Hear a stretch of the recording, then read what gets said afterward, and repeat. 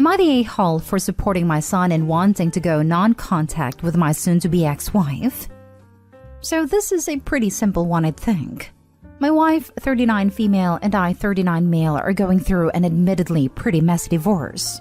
I thought everything was fine with our relationship until my son, 14 male, told me that he walked in on her cheating on me with our next-door neighbor's son, 20-ish I think, and that it's been going on for a year now. Obviously, I do the expected thing and move out and file for divorce, since she'll probably end up with a house. The thing is, my son wanted to come with me. I made him stay with her till I got a place lined up, but ever since he's been living with me and is refusing to spend time with her or even speak with her. The entire time I've been supportive of this. She's come as far as I'm concerned, and I don't see why I should try to convince him otherwise. Custody came up in the divorce. We're both requesting primary, and when it came to asking my son what he wanted, he said that he didn't want anything to do with my wife. Ever since then, my wife has been plastering all over social media that I've been poisoning him against her, which is causing a lot of other family members and others I know to get on my case about it. While I wouldn't say that I've been poisoning him, I haven't exactly been trying to get him to think better of her, which is what some of my family members and friends are angry at me for doing. My sister especially has been on my case about it. She tells me that I should be telling my son off whenever he expresses how he feels about his mother and that I should be encouraging him to sort things out with her and to see things from her perspective. While I understand that this is something that would help him get some form of a relationship back with her, I honestly don't see how it's my place to do that. My wife cheated on me for a college kid and threw me and our son away for it. I don't get why I should be helping her to get away with this regarding our son and his feelings about the situation. My sister and everyone else I've shared my thoughts with are calling me a major a-hole for it. So I'd like to see if others who don't know either of us agree with them or whether or not it's just a microcosm of our social group and family. So am I the a-hole? Now for the top comments. Not the a-hole. He's old enough to make that decision for himself. You're just supporting and enabling him to make that decision. Just be aware of the influence you have when you talk about her with him. Not the a-hole. OP, what your wife did was hideous and your son witnessed it himself. So you were not poisoning his mind. His mom did that all by herself. But your child definitely needs therapy, and I think it would help you to get into therapy yourself. As for the family members who are blaming you, tell them to mind their business or you will cut contact with them too. I personally am not in favor of social media's smear campaigns as it does more harm than good and can easily get out of hand. So block and ignore your ex. Other than that, try your best to get full custody of your son and don't pressure your son to start having a relationship with his mom again. He can do that if he wants to down the road. I will say this though, before the exodus, I definitely hit one of her posts up complaining about OP poisoning her son against her with a... Well, actually, OP's wife was caught by son smashing 20-year-old neighbor and then came to his own conclusion about the value of his mother and then screenshot. Post to Reddit for karma and wait for her to block you while having the solace that 50% of the people that interacted with that post now knows the facts. Oh, and not the a-hole. Not the a-hole. I'm sorry your wife did that to you. But I'm 100 in supporting of kids deciding whether they want to put themselves in that situation. So long as you make sure your son knows you would facilitate any contact he wants with the ex-wife in the future, you're doing the best for him.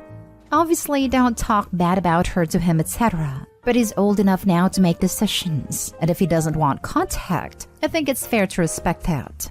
For context, my 14-year-old just moved back to me after 5 years with her dad. At that time, she was mistreated, gaslighted, poisoned against me, and I had no contact with her. Eventually, she came to see me and saw how much she'd lied to her and how bad things were there. She's now with me and under police advisory to not talk to him or have anything to do with her dad. And I've been advised from professionals that you shouldn't and can't really ever force a child to have contact with a parent or to not contact them. It only serves to damage them emotionally in the long run. Trust your son. He needs to heal from this too. Continue to be supportive to him at any future relationship with his mom and you'll be okay. I felt like I was reading a post made by my family member because I'm experiencing the exact same situation from your son's point of view. Not the a-hole. He's old enough to form his own opinions and make up his mind. My advice would be to not discuss it unless he wants to talk about the situation, because if you continuously bring it up, your family member's ex-wife will claim to be justified in you poisoning him. Similar with me, though I discovered my dad was cheating when I was 21, so I was in college and not living at home full-time, and got married less than a year later and moved out permanently. My mom constantly, even 4 years later after their divorce has been finalized, complains about my dad to me, and it's very hard to deal with. And every time I tell her I don't want to talk about it, she gets upset with me. I still love my dad as my dad, so it's hard to hear her complaints. I think it's important for the dad in this situation to do his best not to poison his son's opinion of his mom because while she was awful in cheating and OP, she is still his son's mom. A person can be an awful partner and still a good parent, and therapy should definitely be required. But in the end, it's still the son's decision, and I don't blame him for being betrayed by his mother and not wanting to see her. Not stay home. Next story is titled, Am I the a-hole for refusing to see my dad because of my stepmother's racist comments? I'm 16, female, and half white, half Chinese. My parents have been split up for a while, so I'm mostly over it. They're a lot happier without each other, so while it sucked, it's fine. It's weird sometimes when I'm with my dad, people assume I'm adopted, but usually he's good at correcting people, except for my stepmom. I really did try to like her in the beginning, but she's kind of racist. The first time I met her, she wouldn't stop touching and commenting on my hair and how I looked like a K-pop star. It just got worse the longer they were together. She would do things like tell people she was my tiger mom, and make comments about my body type and plastic surgery. And when she moved in, she had my dad ask me to only speak English in the house and watch English shows because it made her uncomfortable if she couldn't understand what was being said. When they got married, she kinda sneakily left me out of the wedding photos. And when I asked why, she said she wanted a certain aesthetic, which I guess is a nice way of saying white. I've talked to my dad about it a lot and he says he'll talk to her, but he never does. And also that she just doesn't have a lot of familiarity with Asian people. So I have to be patient with her because she's learning. My mom and stepdad were really angry about how she treats me, but they can't exactly do anything about my stepmom. So they just said that if I ever feel like I need to leave, I can call either of them at any time and they'll come get me. It really hit the fan a couple of weeks ago. My stepmom is pregnant and had her baby shower, and I heard her make a comment about how I don't look very much like my dad. So now he'll also have a kid that resembles him, and I just couldn't take it anymore. I called my mom to come pick me up and left. My dad called me a few hours later and I told him what his wife said. And he said he would talk to her, but I told him he always says that and nothing changes. So I'm not coming over to his house anymore. And maybe he should stick with his white family. Stepmother texted me to apologize, but I told her it wasn't accepted and I don't want to talk to her anymore. My mom and stepdad and my grandparents on the side support me, but my dad is really upset, and my grandparents on my dad's side are really mad at me, and people have been telling me that even if my stepmom is being a pill, I shouldn't write off my dad because he's not the one doing it. I love my dad, but I just don't want to see his wife again. And if that means I don't see my dad too because he won't stand up to her, maybe that's how it needs to be. Not stay home. Your racist stepmom is, and so is your racist dad. Your dad supporting her beliefs make him racist too? You don't deserve to be treated like that just because you don't meet their aesthetic. I know, right? That's messed up. Opie's future sibling will probably ask in the future, why is Opie not in the wedding pictures? Opie's stepmom be like, because she's not part of the aesthetics. WTF? You mean because she's not white, really? That's what it is. Not stay home. Cut these people from your life completely. If your father does nothing to stop the stepmother, he condones it. He married her knowing her views, which makes him racist. He married her knowing she was awful to his daughter, which makes him a failure as a father. Opie needs to keep herself emotionally safe from her loser bigot dad. Next story. Am I the a-hole for telling my significant other that his daughter cannot come over to our new house until we meet up again? Me, 26, female, and my significant other, 32, male, have been together for 5 years. And he has 2 children with his ex, Anna, 31, female. They have Leo, 8, male, and Leia, 14, female, together. Me and my significant other decided to wait until we were dating for 1 year for me to meet his children. We met up for lunch at a local restaurant, and while Leo liked me, Leia didn't speak a word. I assumed she was not ready to warm up to me just yet. After that, we scaled back to brief video calls where she wouldn't say anything. This went on for another 6 months, and then me and my significant other moved in together. Leo came every other week for visits for the first month, and Leia never came. She told significant other she didn't want to be around me, so she wasn't going to come for visitation. So my significant other did visitation at his sister's house. This worked out okay. It was just awkward because his sister lives 5 minutes away from our old apartment, and the kids lived 20 minutes away from us, so it was a lot of driving back and forth. This has been the arrangement for years. The entire time, I've been inviting Leia out, through my significant other, with us to get to know her better. We go out at least 4 to 5 times per month and do various activities. Parks, museums, zoo, malls, go-karts, restaurants, everything. Leo tags along sometimes, but Leia's never come. March 1st, I closed on my dream apartment. 3 beds, 2.5 baths, study, huge balcony. It's gorgeous. We've moved in and I'm so excited to start making our home here. I posted a video on social media and Anna's seen it and showed Leia. Anna blew up my significant other's phone asking him when he was going to tell Leia that he moved.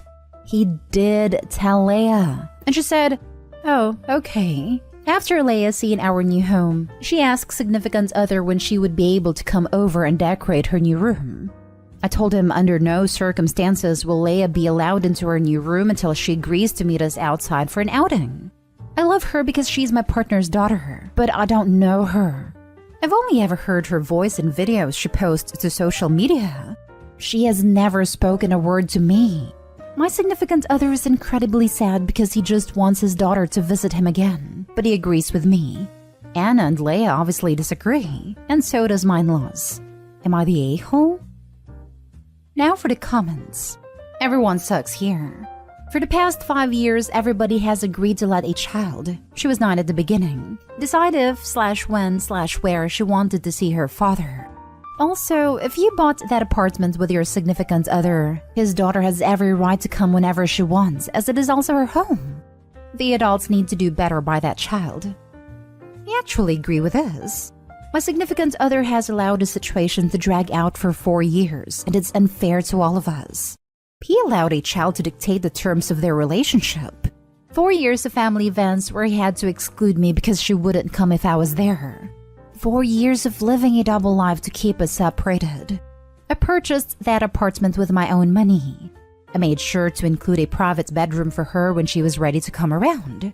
I'm assuming she's ready now, but she is saying she absolutely does not want to go out for dinner or an activity. She just wants to decorate and start coming over. She wants a relationship with her father, not with you. That's her right. The more you're going to push, the more she's going to run. Is it going to suck for you? Yes, but you made a choice to move in with him knowing he had a daughter who wanted nothing to do with you. You either accept that or tell your significant other to find another place to live. Cool, that's her right. She can have that relationship at his sister's then because her apartment isn't his apartment. It has got no right to demand a room for the kid. Yep, the bio parents have had 5 years to establish a relationship and set boundaries that would let Opie get to know the 14-year-old at least enough that the 14-year-old would already have their space in the apartment. The 14-year-old made her choice, and now she's learning that what she does or doesn't do may have unforeseen consequences. Opie has every right not to have a stranger in her home. All she's asking for is an outing to get to know the girl. Now for the last story. Am I the a-hole for how I'm treating my daughter? My daughter, 32 female, and I, 69 female, are very close. We used to live in the southern part of the US. I divorced her father when she was 13, and then she made a decision to cut him out of her life. So it's pretty much been just the two of us ever since. About 9 years ago, she chose to move up to the East Coast to look for work after her college graduation. I was supportive and happy when she found something. About 5 years ago, my mom died, so I had no family left in the South. I wanted to move, and it was either move to the East Coast to be near my daughter or move out west to be near my brother and his partner. My daughter said, "If you want to move up here, I'm fine with it. But don't do it just for me, because I'm not attached to this area, so who knows if I'll stay." I said I understood, but decided to move there anyway. I purchased a condo in the same town and have lived here ever since. About 2 years ago, my daughter needed to move out of her apartment because of some issues with her neighbors, and it just so happened that the condo next door to mine became available to rent. The rent was too good for her to pass up, so she moved in. I love that we live so close. Anyway, about 8 months ago, she started dating a man from a town about an hour away.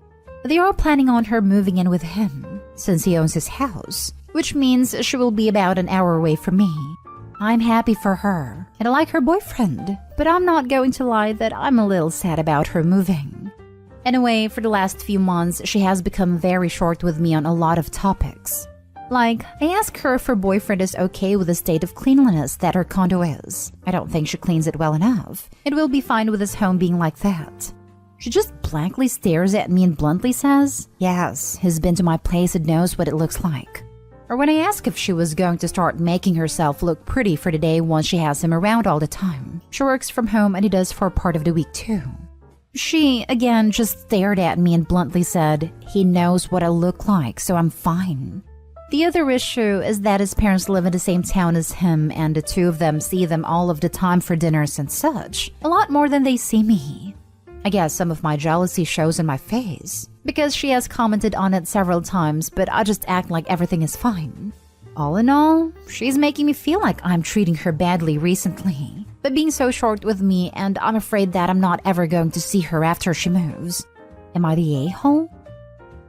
You're the a-hole. I don't know if this is specifically a Southern thing or if it extends to more cultures, but comments like you're making to your daughter made me incredibly insecure. If I didn't clean enough, I wasn't lovable. If I didn't do my makeup, I wasn't pretty. So my natural face wasn't pretty. You're making these comments to make her feel less secure in her relationship. Whether you're doing it consciously or not, the result is the same. You are undermining her self-confidence. And yes, you're probably going to lose your close bond. No one wants to be around someone who makes them feel self-conscious. No one wants to be around someone who makes them feel unlovable. Texan here.